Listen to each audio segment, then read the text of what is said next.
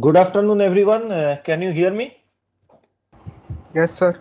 Good afternoon, sir. Yes, sir. Good afternoon, sir. Okay. Good afternoon. Let us start our class.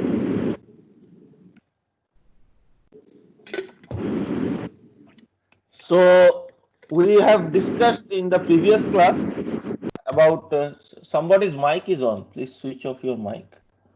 Okay. So, in the previous class, we have discussed about two types of intercooled cycle. Okay. So, the simple intercooled cycle means simple intercooled means so all the cycles are modifications of Brayton cycle as you already have seen. So simple intercooled cycle means Brayton cycle with intercooling that we have seen, and we have seen what was the main function of that. We have seen that the so I hope you can see my screen also. Can you see my screen? Yes. Yes, sir. Okay. So the main function of this intercooling we have seen was to shift the compression towards the left side of the TS diagram. As a result, for the same pressure ratios, for the same overall pressure ratio, by dividing the compressor process into two parts, we found that the heat input, the work input to the compressor is less, and the work output from the turbine remains same at the same compressor ratio, pressure ratio. So the overall net work output increases in this process, and we have seen that the efficiency actually decreases less than the simple Brayton cycle. By plotting, we have seen that. And one more modification we have seen where we have noted that because this intercooling brings down the temperature from the at the exit point of the compressor downward. Okay, instead of high temperature, it brings it downward. As a result, the scope for regeneration is much higher, and if we add regeneration, it is much more beneficial. And we have seen also that cycle that with regeneration how the component and diagram and the TS and PV diagram looks like. So we have two heat exchangers. Remember that these are just heat exchangers, both of them. In some books you will notice that these are called as, this regenerator is called as a heat exchanger. So using these two heat exchangers, we have seen that the efficiency increases drastically, and actually counterintuitively, although the intercooled cycle has lower efficiency than Brayton cycle, the regenerative intercooled cycle has higher efficiency as compared to the simple regenerative cycle. Means there the intercooling actually increases the efficiency instead of lowering it for a regenerative cycle. And we have plotted and seen some plots also to verify this. Okay, so up to this point we have studied. Before this we have studied four other types of cycles without intercooling. Simple Brayton cycle, regenerative Brayton cycle, reheat Brayton cycle, and Brayton cycle with reheat and regeneration. Okay, so lot of cycles, but it's just a combination of different types of components.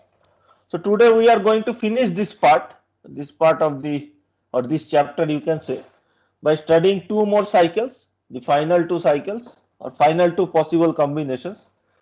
First of which is the intercooled cycle with reheat. Okay. So let me describe this intercooled cycle with reheat. By this point you are very familiar. So you already know how to add a component and where it should be added. So if I ask that, okay, a cycle is there, simple Brayton cycle with two reheat, you should be able to draw the component diagram and the TS and PV diagram. That simple Brayton cycle, how a simple Brayton cycle with two reheat will look like. Okay, instead of a single reheat. Two reheat means three combustion chambers should be there. So this type of things you should be able to do. Or if I say that there is a cycle with two intercoolers and regeneration, you should be able to draw that. Okay, it should be possible. Draw the component diagram as well as TS and PV diagram and do the analysis. And doing the analysis is not so difficult. So this intercooled cycle with reheat again, it means that now we have an intercooler as well as we have a reheater. Reheater is nothing but a combustion chamber. Okay, so let us look at the component diagram. So we have the first compressor, low pressure compressor, which compresses the inlet ambient air to some high pressure and temperature. So the air goes from point 1 to point 2. Temperature increases and pressure also increases from 1 to 2 as an isentropic process. Okay. So from 2 to 3 is the cooling at constant pressure in the intercooler, as you know. So this is the constant pressure line 2 to 3, and accordingly we followed in a downward direction in the TS diagram in 2 to 3 for cooling. In PV diagram it's a constant pressure line, and the cooling is taken care of by the leftward movement, means if temperature is reduced the specific volume is reduced. Then 3 to 4 is again compression in the second compressor.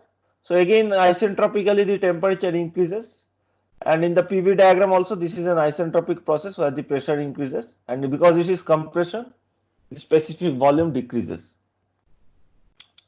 Then 4 to 5 is our normal combustion process. For our normal combustion process a huge heat addition occurs and we go from 4 to 5. So 4 to 5 occurs at constant pressure. This is a constant pressure line 4 to 5, and similarly here also you have a constant pressure line, and because of heat addition both the temperature and specific volume also increases at constant pressure. Then 5 to 6 is the high pressure turbine expansion process. So this T1 is the high pressure turbine, and the fluid gets expanded. Fluid is now, although in this ideal case we are considering it to be air, in real life it is a combustion, it is the combustion products, carbon dioxide plus water vapor plus the excess oxygen and nitrogen that are present in the air. So 5 to 6 is the turbine expansion isentropic process. This is also the isentropic process in the PV diagram 5 to 6. Then 6 to 7 is the second combustion process in the combustion chamber, second combustion chamber, which we are calling as reheating.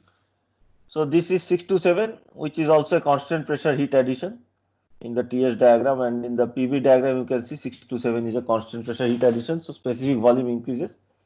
And 7 to 8 is the second expansion in the second turbine, and which is also isentropic. So you can see that 7 to 8 is an isentropic process in both the diagrams. Okay.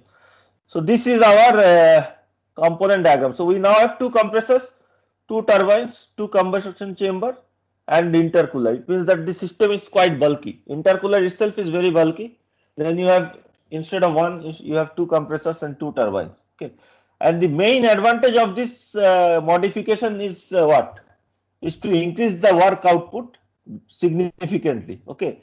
We know that both intercooler as well as reheating has adverse effect on the efficiency. It decreases the efficiency. But each of them individually also increases the work output. Work output means specific work output.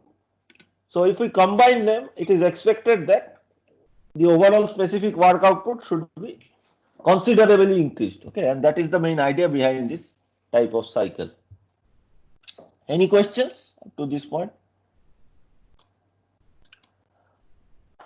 So for this cycles, I have already done the TS and PV diagrams at the optimum condition, and we will analyze only the optimum condition. Optimum condition, if you remember, for maximum work output in the intercooler cycle, we had this 1 to 2 temperature change was equal to 3 to 4, means T2 was equal to T4 and T1 was equal to T3 from design consideration. Okay, so I have written here T2 equal to T4 and T1 equal to T3. T2 equal to T4 we obtained using optimization by taking a derivative and equating it to 0. This also meant that the pressure P2 or P3, which is equal, P2 and P3 are equal, is equal to the root of P1 and P4. This we have done in the previous class. Somewhere it will be there. Okay. So we have seen that P3 or P2 is equal to P1 root over P1 P4. Similarly, for the reheating part, we had P6 equal to P7, which was also a geometrical mean of P5 and P8. Okay, root over P5 P8. Okay, and because P5 is equal to P1 because it's the same. Because P5 is equal to P4 because it's the same constant pressure line. and P8 is equal to P1 because it is the same constant pressure line. This root over P5, P8 can also be written as root over P4, P1. Okay, it means that all the pressures P2 equal to P3 is equal to P6 equal to P7. Okay, so basically this is the same constant pressure line. If I draw it, it is not clear from my diagram. It is the same constant pressure line from 3 to 2 to 6 to 7. It should be the same constant pressure line. Okay, and in another respect, this diagram is not very accurate because it's just a simple schematic diagram. It is that the lines should diverge. These constant pressure lines should diverge towards the right hand side. It looks parallel in my case, the way I have drawn, but the difference between 0.4 and 0.3 should be smaller as compared to the difference between 0.5 and 0.6. Similarly, means it should be the width should increase toward the right hand side. That we have already discussed. Otherwise, from this diagram, it looks like the turbine work output is similar to compressor work input, but we know that the turbine work output is significantly higher than the compressor work input. Okay, and that is because in the TS diagrams the constant pressure lines diverge. So with these conditions, all the conditions that we have applied, it is very easy. You can easily calculate what is the net work output and efficiency. But still, for the sake of completeness, we will just I will just go through it once. So the W net by CPT1 is equal to this. So let me just keep the cycle open also in the other diagram, like other side also, just for reference. Okay, so WT1 plus WT2 for the two turbine processes minus WC1 minus WC2 for the two compressor processes by CPT1 for non-dimensionalization. And you already know first turbine process expansion occurs from 5 to 6. So the work output is Cp into T5 minus T6. I will just quickly go through here. Second turbine is Cp T7 minus T8.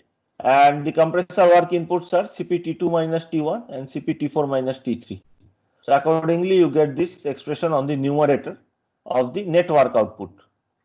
And you divide by CPT1, CP gets cancelled. So individually, you have to now see what are each of the terms. So I am sure you can easily calculate these terms.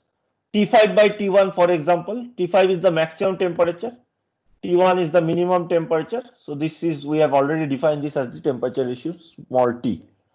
Similarly, T6 by T1, how will you write T6 by T1? You can write T6 by T1 as T6 by T5 into T5 by T1.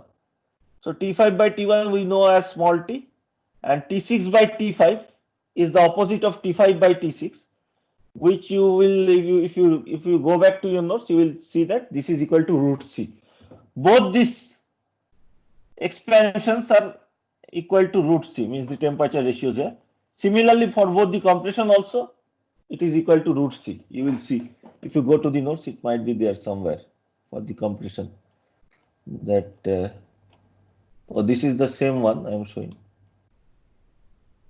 Ca equal to Cv equal to root C. We have found that all these processes have temperature ratio equal to root C. So we can just replace that at the optimum condition. Similarly, you have T7 by T1. Again, from design consideration, T7 equal to T5 equal to maximum temperature equal to turbine inlet temperature. So this divided by T1 is small t, and T8 by T1 you can again calculate it to be minus T by root C easily. Then T2 by T1 we already have said it is equal to root C, and T1 by T1 obviously is 1. Then T4 by T3 again is root C, and T4 by T1, sorry, and T3 by T1 is 1. So you should be easily able to calculate this. So the net work output in non-dimensional term is 2 into T minus T by root C minus root C plus 1. Okay. And if you, so this term we can plot using any software like MATLAB. Yes. Question?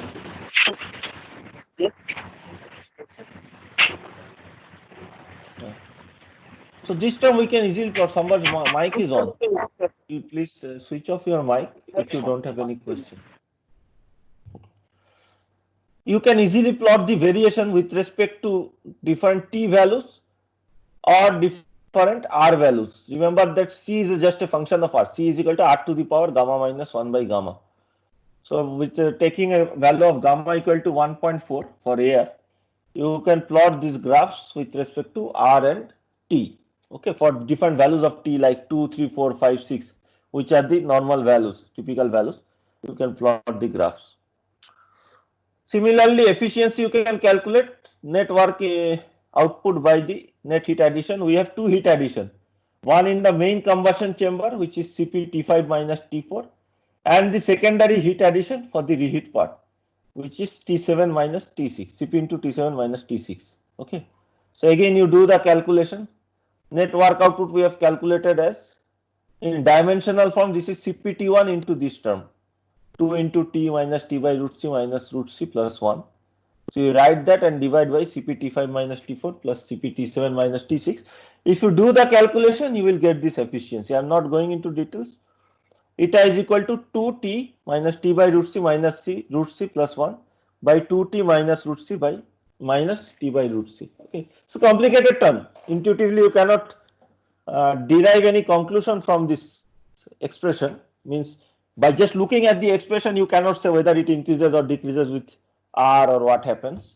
You have to plot this again with respect to T and C to find out what is happening. Okay. So if you plot this, you will see that the efficiency lines again look like the simple intercooled efficiency lines. Okay. I think this is the simple intercooled efficiency. Similar to this, it will look like, and it is efficiency is always lower than the standard Brayton cycle, simple Brayton cycle. Okay, it is always lower, and as the lines, as the value of T increases, the lines go closer and closer. We'll just take a look at the MATLAB program to actually see how the variation looks like. The net work output lines also look similar to intercooling case, simple intercooled case, but actually these lines are much higher as compared to the simple intercooled case. Net work output is significantly increased in this process. Again, if we have to plot using some program to verify this, just by looking at the graph, you cannot say. Okay. You have to take my word, but you can verify easily by plotting. So what is the summary of this cycle? Efficiency is lower than simple intercooled cycle. So we will see that efficiency actually is lower than the even not only lower than standard Brayton cycle, but also lower than the simple intercooled cycle. And it is also slightly lower in most cases than simple reheat cycle. Okay, if you remember, the simple reheat cycle also has similar lines. So it is in some cases it is slightly higher for smaller T cases, but for most of the T values, this is slightly lower than even the simple reheat cycle. If you remember the curves, we had seen that for reheat cycle, the efficiency is slightly lower than the intercooled cycle because the effect of reheat is more strong because it occurs on the right hand side of the TS diagram. At higher temperature, it occurs. So whatever effects are there, all of those are exaggerated. So for example, reheat cycle reduces the efficiency. So that reduction in efficiency is also higher as compared to intercooled cycle. As a result, the overall efficiency of reheat cycle is slightly lower than the intercooled cycle. But the effect of work output is increased in reheat cycle. And because it is exaggerated, the work output of reheat cycle is more than the intercooled cycle. Okay. So if we will see that for this combination of reheat and intercooled, the efficiency is even lower. Means it has the lowest efficiency of all the cycle, but not very low. It is very near to intercooled and reheat cycle. So it is not a significant loss, but the work output is drastically increased.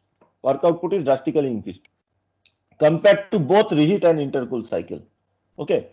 In fact, the work output for any value of R and T, the work output is highest among all types of gas turbine cycle. Okay, you get the highest work output. And it is equal to the next cycle that we will study, for which case also the work output is highest. So this next case that we are going to study is this cycle plus regeneration, and we know that regeneration does not change the work output.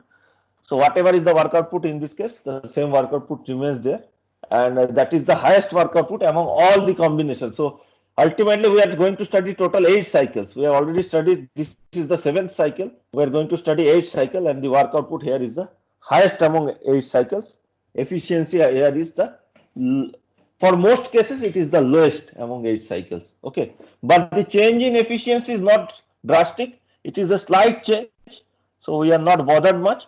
But the work output increase is drastic, considerable. So that's why the cycle is more beneficial as compared to reheat or intercool cycle. Okay. Any question on this? Reheat plus intercooled cycle. Obviously, it will be bulky, so you cannot use it for aviation purpose. In aviation, the strategy is different, as we will see later. Aviation strategy to improve efficiency is to keep on increasing the value of R and T for a simple Brayton cycle. Okay, taking a simple Brayton cycle, we try to keep on increasing the value of R and T, and the efficiency curve just follows this path. So you try to go to a higher point here of the simple Brayton cycle by improving the material, because cost is not a problem in aviation. If the things are costly also, we can bear with that, because anyway the aircrafts are much more costly. But for land-based turbines, the capital cost is also important. So you want to keep the capital cost lower. Okay, so that is, capital cost means the initial cost. Nobody would like to buy a turbine which is very costly, like a simple gas turbine that I can use for normal power generation whenever there is a power cut. So I would not like to buy it a very costly device. Okay. Let us take a look at the curves just once more to see how this looks like. Okay. And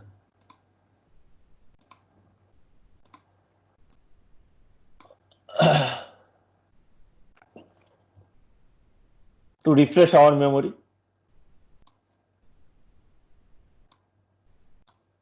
it is so slow. So there may be some drag. In every class I just remind you that my voice does not sync always with what I am doing on screen. There is a lag, so you have to bear that in mind. So this was for the simple Brayton cycle up to R equal to 30, and we can see that the efficiency goes beyond 60%. So you can understand that for very high R, ultimately the simple Brayton cycle itself may be the best cycle in terms of efficiency. These were the simple regeneration curves, the red lines, if you remember, and wherever they intersect the simple Brayton cycle point, up to that point we can use regeneration. After that, simple Brayton cycle is better. So the green lines are for T equal to 2, 3, 4, 5, 6 for reheat cycle, and the blue lines 1, 2, 3, 4, 5. So T equal to 2, 3, 4, 5, 6 for the regeneration plus reheat. These are our 4 old cycles. Okay. So we had seen that regeneration plus reheat had given us very high efficiency, even for high values of R also. It still does not go below the simple cycle. Okay. Now we have seen in the previous class the intercooled case, simple intercooled cycle, this black dotted line. The efficiency is, for most values, it is higher than corresponding reheat cycle. So corresponding reheat cycle is the green line, T equal to 2, and this black dotted line is T equal to 2 for the simple intercooled. There is some overlap here, just touches here, but otherwise it is higher. Similar for the case, second case also, slightly higher than the reheat cycle. We have to see what happens further away. And it is obviously higher for T equal to 4 than the T equal to 4 line for the reheat cycle, T equal to 5 and T equal to 6. You can see considerably higher efficiency for the intercooled cycle as compared to reheat cycle. And we have seen the reheat plus, intercool plus regeneration. The graph will look complicated now. The red dotted line, T equal to 2. Then the second red dotted line, T equal to 3. Third red dotted line, T equal to 4. Fourth red dotted line, T equal to 5. And the last red dotted line, T equal to C. And what we have seen is that with intercooling, counterintuitively, the efficiency has increased instead of decreasing. If I add intercooling to the simple Brayton cycle, it decreases the efficiency.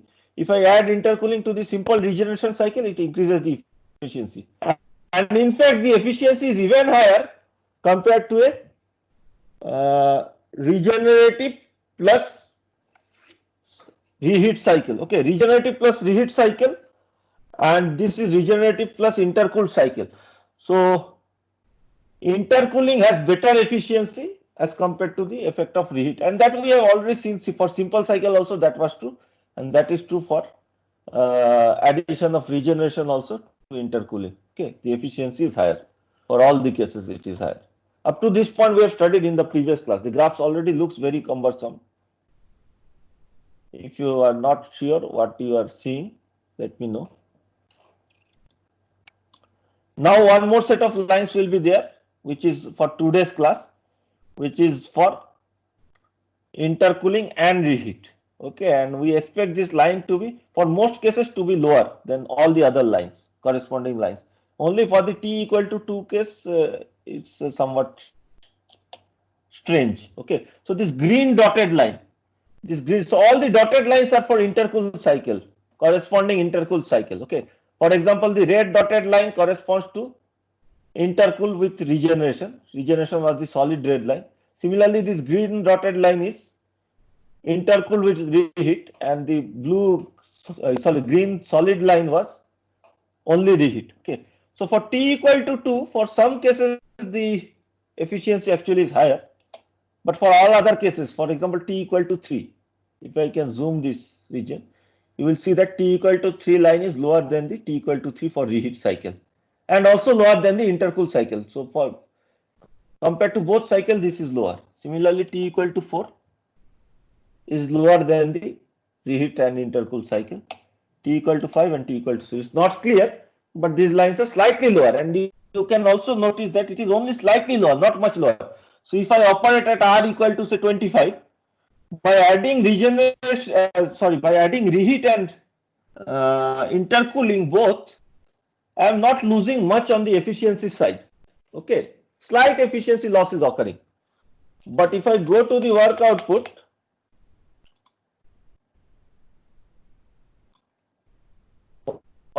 is drastically increased, and that's why this cycle is beneficial. This is again simple Breton, t equal to 2, 3, 4, 5, 6. See the values on the right hand side, non-dimensional values.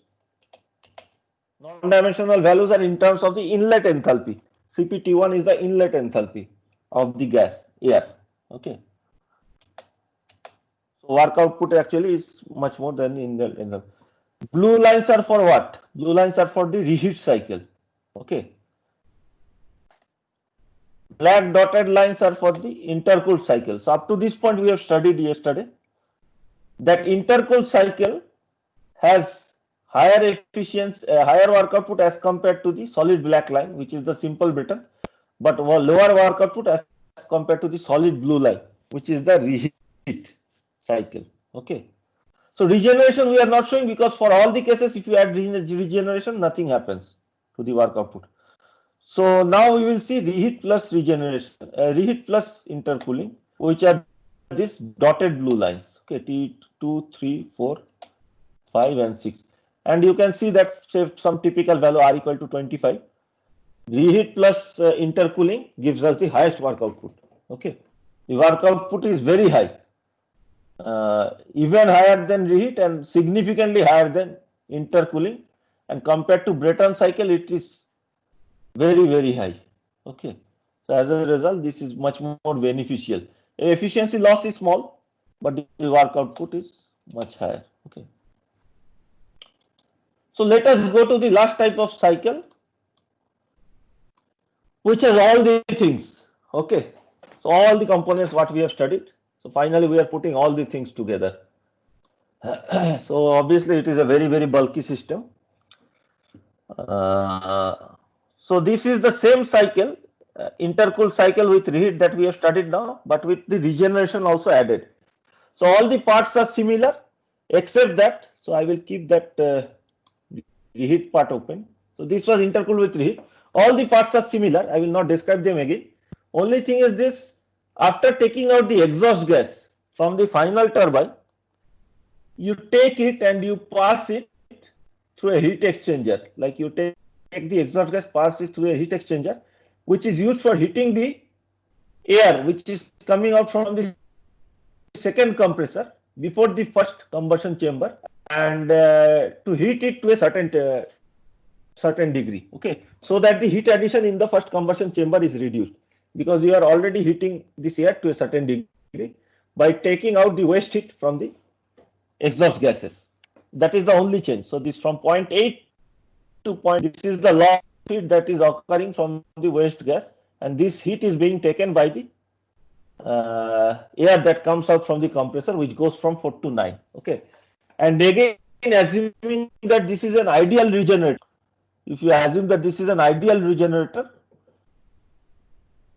you get that this 0.9. So we should reach temperature in the regenerator which should be equal to the exhaust gas temperature T8. Okay, so T9 should be equal to T8. That is what is shown here by the blue dotted line. And because T8 is T6, so we can write that T9 equal to T6 equal to T8. And if Cp is equal for all the cases, T9, which heat addition in the regenerator, should be equal to Cp T8 minus T10. Cp is equal to T8 minus T10 equal to T9 minus T4.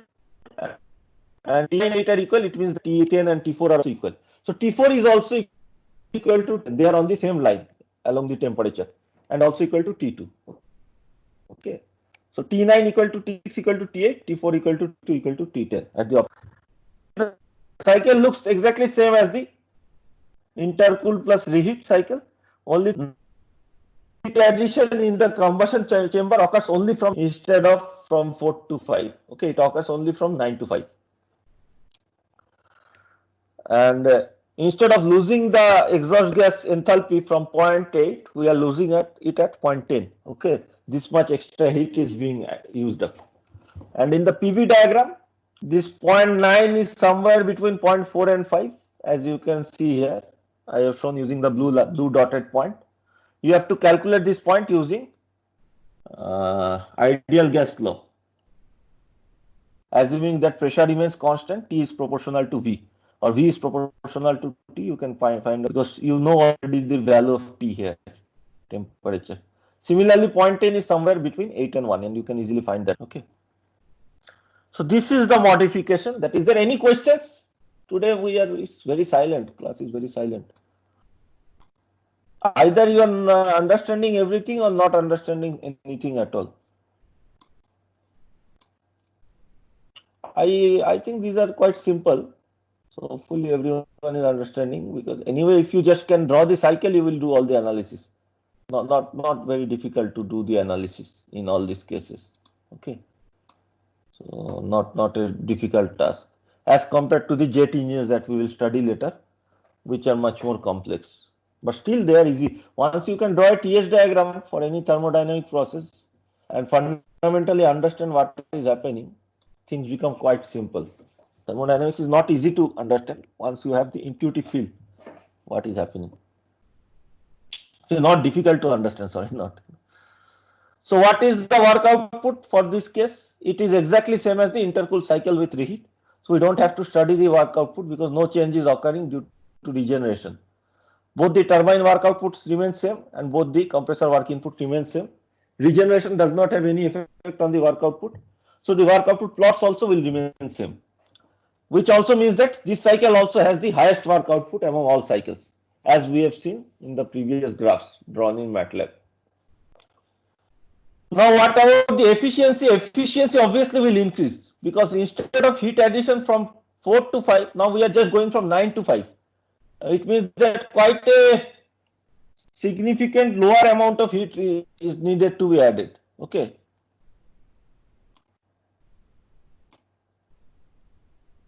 Of all these cycles, which one is most preferably used for gas turbine? Okay, there is no hard and fast rule. Okay, so you cannot say which is most preferable. So it is depending on the situation. It always depends. So, for example, as I was saying, if it is a gas turbine you are using for lightweight application, okay, like say, it's like aviation. Okay, so in those cases, obviously you don't need any of this. You just want a simple Brayton cycle. But simple Brayton cycle, because it is the most lightweight, no additional devices are there, and weight is a very important factor there, but you still want high efficiency and high work output. So you increase the efficiency of simple Brayton cycle. How? By increasing the value of R, and you increase the work output. How? By increasing the value of T. Okay. So by making those modifications, you can do that. If it is a small system, say small gas turbine, industrial gas turbine, say for some industry, you want a independent source of power. You don't want to take the power from the grid. Okay.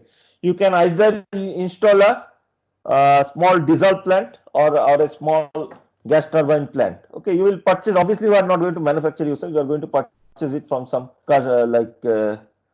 from some vendor like GE, for example, or Siemens. Okay, so in those cases, if it is a for small power requirements, you do not want very high capacity. It means very high capital cost. Your capital cost is you want the price of purchase to be lower, and efficiency, even if efficiency is slightly lower or work output is lower, it does not cost you much, because you are not going to continuously run it. Maybe for only when there is power failure from the grid you are going to run it. Okay. On the other hand, I will come to your question, Atul. On the other hand, say if it is for continuous power generation and has significant power output, like say 300 400 megawatt, okay, still less than steam turbine plant, but significant power output, then if you have to do a cost analysis, and you have to see that the extra capital cost is overcome by the savings in the running cost by addition of these things. Okay, weight is not a important factor. Okay, in that case, and you have to do a cost analysis and see what happens. But one thing actually very important, which we have not yet studied, is that we are only studying ideal cycles, and we are seeing some very high value of efficiency in thermodynamic terms. Efficiency of 70% is huge. Okay, if somebody can devise a system with 70% efficiency, like from a heat engine, it's a huge it will become like he will become billionaire. 70% efficiency from a heat engine means a huge thing. Okay, so it is not possible because of so much losses are there in the turbines. Isentropic losses are there, in the compressor losses are there, pressure losses in each of the components, like in the heat exchanger, in the intercooler, in the regenerator, pressure loss in the combustion chamber. So ultimately your efficiency is lower than 40%. So then you have to see, for a simple cycle the efficiency may be 30%. For all these additional gadgets it is around say 40%. You have to see whether of course this will not increase the efficiency. If you add regenerator, then only efficiency is increased. So you have to see what happens in real cycles. Okay, so unless you do a real cycle analysis with actual fuel and which we can the basics of that, and you will be able to write programs for real cycle. Okay, so otherwise it's not you cannot say which is feasible or which not feasible. Sorry, which is important. Atul was asking, sir, with this added complexity, even though we get some increase in efficiency, is this justifiable or economically feasible? That is what I was saying. Okay, right. So you have to do a cost balance. Cost means capital cost on one hand. The purchase price will increase with added complexity. Running cost will decrease. Okay. In some way it will decrease, means fuel cost will decrease. In some way it will increase because maintenance cost will increase. So a lot of things, extra things are there. Okay, maintenance cost will increase. Additional water input is required, right? You have seen that additional water source is required for the intercooler. Means some pump is required to pump this water. Okay, which we are not drawn here, but obviously it will come from some source. More manpower may be required to maintain. So it is beyond the scope of our course to study all these additional, like do the cost analysis. But you should keep in mind that cost analysis is very important. Okay, without doing a cost analysis, you cannot say. But in summary, if you just have to say in 1 or 2 lines, you can say that for industrial gas turbines, added complexity is feasible. For aviation gas turbines, added complexity is not feasible. We want as simple a cycle as possible. Okay, this is the main distinction. Okay, you can say in 1 line if somebody asks you. Let us try to finish this part today. Okay. I thought also of something else also. Something came to my mind. I just forgot by looking at the question. Mm, Okay. Anyway, we will discuss.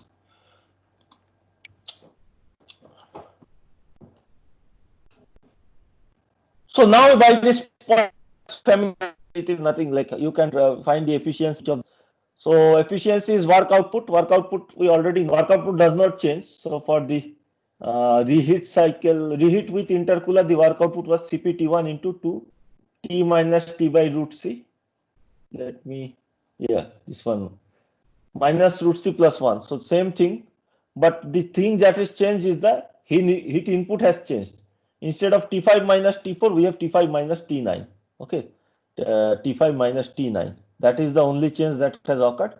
And if you do the simplification, you will see that for this case, ultimately, finally, we have a very simple equation. Okay, strangely, for this more complex case with so much additional things, we get a very simple equation, strangely.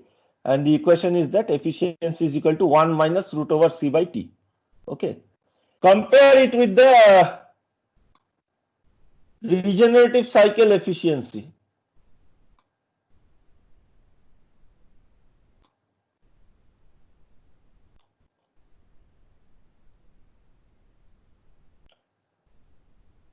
This was the regenerative cycle efficiency. Okay, simple Brayton cycle with regeneration 1 minus C by T, and in this case with all the added complexity it is 1 minus root C by T. So root C is going to be less than C. Okay, C is greater than 1, R to the power gamma minus 1 by gamma, and R has to be greater than 1. So it means that this negative term is actually smaller in this case, which means that efficiency is larger as compared to simple regenerative cycle. Just from the equation we can say that efficiency is higher as compared to simple regeneration cycle. Okay, in this case.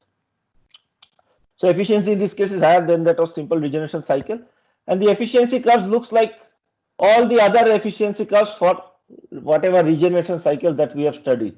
Okay, so with increasing T, the efficiency increases, and with increasing R, means increasing C, the efficiency decreases. And at some point they will cross the corresponding lines. What are the corresponding lines for this case? Without regeneration, means intercool with reheat. So some point it will cross the lines intercool with reheat. Okay, but this convergence occurs very slowly, means these lines are very flat, not like what I have drawn. These lines are very flat, so very far away this will cross. It means that the efficiency is quite high for high values of R also. Okay, for very high values of R also these efficiencies are quite high. Okay, so to summarize, eta is highest up to a very high value of R. Among all the cycles, efficiency is highest for this case, for up to a very high value of R. Only after that, for very high value of R, the simple Brayton cycle will overcome the efficiency. And simple Brayton cycle will have the highest efficiency among all cycles. Okay. W net is highest among all gas turbine cycles and is equal to that of intercooled cycle with reheat, which we have already discussed. On the drawback side, we have, so these are the positive sides. Both efficiency and W net is highest among all cycles. But the system is very bulky due to the presence of two compressors, two turbines, two combustion chambers, two heat exchangers, the intercooler and regenerator. Okay. See MATLAB plot. I will show you the MATLAB plot. So in general, if I summarize, what is the effect of individual component regeneration, reheat, and intercooler on the on a simple Brayton cycle? Regeneration increases efficiency, has no effect on work output. Reheat decreases efficiency, increases the work output. Intercooler also decreases the efficiency and increases the work output. However, the effect of reheat is more strong as compared to intercooler. So this decrease of efficiency is also more and increase in work output is also more. Reheat has a stronger effect as compared to intercooler. So reheat is preferable as compared to intercooler because reheat also is less bulky. Because intercooler is a big heat exchanger. Reheat means only one additional combustion chamber. Combustion chambers are not so bulky as we will see later. Okay. So I will show you the plots to end the class today. please practice standard problems from this Chengel and Bowles book, thermodynamic books for the simple cycles, and you can go through the solved problems given in Ganeshan. Okay, you can go through the solved problem. Ganeshan you can purchase, or if you can get a copy also. I don't have Ganeshan book, means I have the hard copy. So please go through the solved problems in the chapter. Ideal gas chapter is there. I am not sure whether all the problem answers are correct or not. There are some errors maybe also present. So you have to check for that. But most of the problems should be correct. So you can go through the solved problem. Lot of solved problems are there. 15, 20 solved problems are there. You can go through them from the Ganeshan's book on gas turbine. You can purchase it also. It's in Amazon. It's not not very costly. I'm not sure what is the price. Or you can get some copy from somewhere. So this completes our ideal gas cycle part. Okay, from in the next class we will see, we will not see actually real gas cycles. We are going to see what is the difference, what are the things that causes deviation from the ideal gas cycle. Okay, for example, the compressor is not 100% efficient, the turbine is not 100% efficient. So we will see what are the things that causes deviation. For example, instead of pure air, we have air and fuel mixture in the combustion chamber, and after the combustion chamber it is a combustion product, not air. So CP value should be different. So these things we will study in 1 or 2 classes in the next class. So let us draw the plots again for the last time. Simple Brayton cycle. I am drawing again and again just to stick it to your memory. Simple regeneration cycle, T equal to 2, 3, 4, 5, 6. Simple reheat cycle. Whenever I am saying simple reheat, it means that no intercooling is present. T equal to 2, 3, 4, 5, 6. Regeneration plus reheat cycle without intercooling, blue lines. So blue lines have the highest efficiency among all these 4 non-intercooled cycles.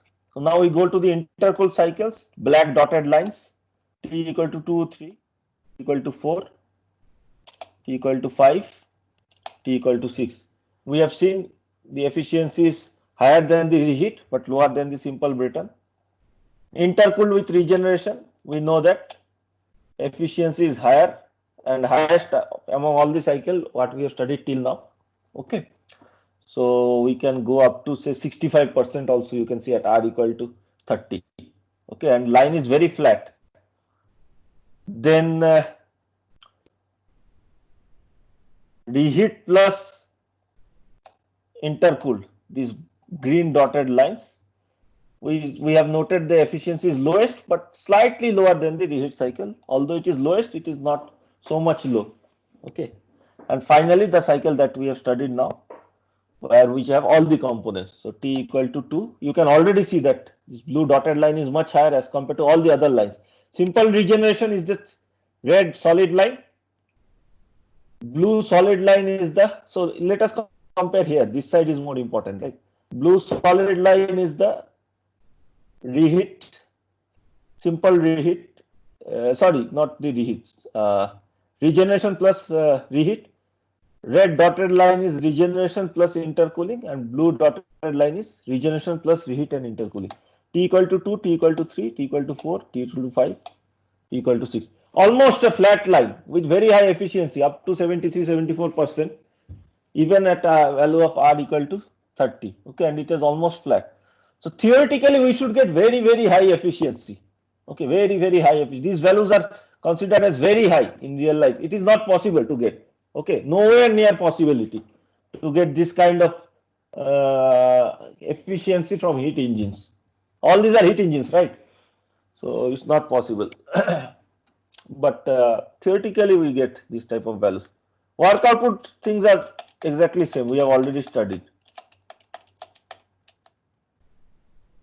So the blue dotted lines are for the case which was for the reheat plus intercooling, and also the same as reheat, intercooled, and regeneration. So you get the highest efficiency and highest work output for this cycle, but the efficiency will at some point at a very high value of R, the simple Brayton cycle efficiency. Okay, But remember, the losses are more for if you have more additional components. So in real life, the simple Brayton cycle may have higher efficiency even at low value of R. So let us stop here. Any questions on this? So I have sent you an assignment in through this Teams portal. Okay, I hope you can see it, of a programming assignment. If you go to the assignment section, you will see that. Go to the student view. Write a MATLAB program. So what I have actually shown, the same thing.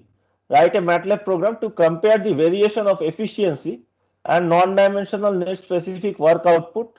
So all these two types of graphs that I have shown, values of R and T for 4 types of intercooled cycles that we have studied, and compare them with the corresponding plots for the 4 types of non-intercooled cycles, for which I have already sent you the, I think it is already there, it may be there, but just for studying, it's just a practice problem for you. Okay, just for studying, you can try to solve on your own. Okay, for intercooling, what happens? Just compare it with the non-intercooled cycles, and the plots should be similar to what I have shown, and submit the program and the 2 figures, one for the efficiency versus R, and the second for the work output versus R for different values of T. Take values of T equal to 2, 3, 4, 5, 6, and for the plots and for the program, take the range of R from 1. Below 1, there is no meaning. So compression ratio should start from 1, and the maximum value of R is, if your whatever is your roll number, last two digits number, if it is 10, so maximum value of R is 20. So if your last 2 digits of your roll number is 02, maximum value of R for your case is 12. Okay, so accordingly you draw the plots, and what is the maximum efficiency achieved till date? I don't know, but recently I don't know for gas turbines. Honestly, you have to check. Maybe in some prototypes they can go to very high efficiency, but in practical applications, efficiencies are less than 40%. Okay. Recently, I don't know if any of you are interested in Formula One racing or not, but if any of you follow Formula One racing, nowadays the Formula One racing cars have become very efficient. Okay, how they have become efficient? They have become efficient by actually collecting some of the by using regenerative braking. Okay, so some of the energy that gets lost while braking, that gets converted and that is used up for some port power generation. Okay, so in addition to the IC engine, that is present, this regenerative braking also captures some of the energy. So the energy that is lost in braking is stored in batteries and it can be used up. Okay, so the overall systems, recently there was some news that the best car there, which is the Mercedes F1 car now for the last many years, which is dominating the races, has unofficially reached a efficiency of 50% for their engine, and that if that is the case, that was considered to be a very big achievement that they have reached in real life scenario where actual application means actual races are occurring. It's not a prototype, not an experimental prototype. If they have actually reached 50% efficiency, it is actually a very high value. So that 50% efficiencies are considered as very high values. Typically efficiencies are much lower. We will do some analysis for real cycles and you will see that it is much lower. Okay, I have no idea about the maximum efficiency that somebody might have developed some prototype in a lab which have very high efficiency, but maybe in real life it is not possible to achieve that. In a very controlled environment it might be possible. You have to Google and check, and maybe in the next class you can tell what is the maximum efficiency achieved till now. Okay, remember these are for heat engines, not for electrical motors. Electrical car may have very high efficiency. Okay, motors have different governing equations. Motors operate differently, so efficiency may be 90% also, or maybe like. So these are all for heat engines. Heat engines, you remember, right, from thermodynamics, means the source of energy is some amount of heat from a high temperature reservoir, and part of this heat gets converted to work, and part of it is removed to a low temperature reservoir. So all of these are heat engines, gas turbines, IC engines, all of them are heat engines. And what we are talking about are efficiency of heat engine. Theoretical limit of efficiency is whatever is the Carnot cycle efficiency. So you can never go beyond the Carnot cycle efficiency for heat engines. Okay, it is not like an electric car which may have a very high efficiency because the electric motor may have high efficiency. Okay, or in other cases. Any other questions? So please practice these problems in the from the book. Okay, I can also give you some problems, but problems are very simple in this case. So I will maybe send you one problem set, but in the books, lot of problems are there. Just practice. If you can draw the cycle, the problems are easily solvable. Okay. I have also uploaded your attendance in the ERP. You can check if there is any discrepancy. I hope you can see your attendance in the ERP. Yesterday late night I have uploaded. So please respond. Bharat Ram. Present, sir. Bharat, you are absent in all the many of the classes. What is happening? Please be present. Okay, your attendance is 50% only. It may cause problem later on for you. Okay, and for me also. So even if you, I have suggested that even if you are delayed due to some other reason, please join late also. I am happy to accommodate even if you are late. Just please join late also for the class so that you are not absent Yes, officially. sir. Okay. It's really important. Okay, don't be absent. Officially, don't be absent. It may cause problems. They are monitoring this time. There is strict instruction for the faculty advisor. I know this because I am a faculty advisor for the MTech students. Second year, they have given some reason. So I am going to stop the recording.